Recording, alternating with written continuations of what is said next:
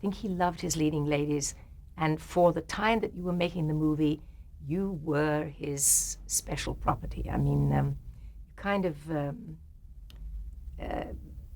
he kind of, I wouldn't say, I don't mean in any unpleasant way, but he sort of owned you a little bit.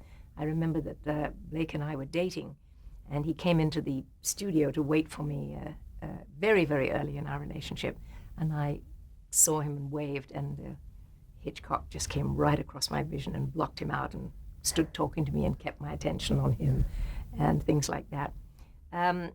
He didn't care very much for the plot. The thing that turned Hitchcock on was the manipulation of the public. You would be terrified out of your wits one moment and then weeping or laughing with relief the next moment. And that's what he wanted, was to keep you on the edge of your seat.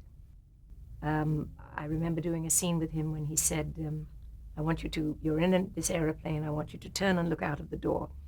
And I said, okay, what do I see? He said, doesn't matter, just turn and look. And I said, don't I need to register anything behind the eyes? In there? It doesn't matter, I know what I want.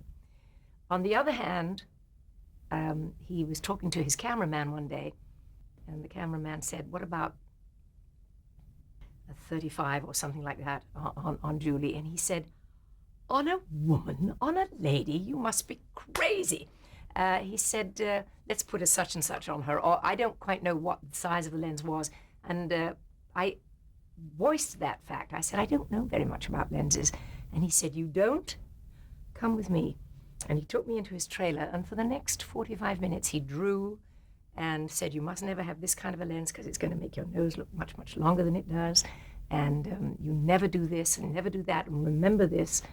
And then he took an interest in teaching me as the film went along. And although I don't think it was the most popular of Hitchcock's films, it was Torn Curtain, I certainly got an education that was amazing. He would say, come over here. I want you to look through the lens. I've made a Mondrian painting. And he said, see, you've got your profile on this side, Paul Newman's profile on that side, and look through and see if that doesn't look like a Mondrian. And it did.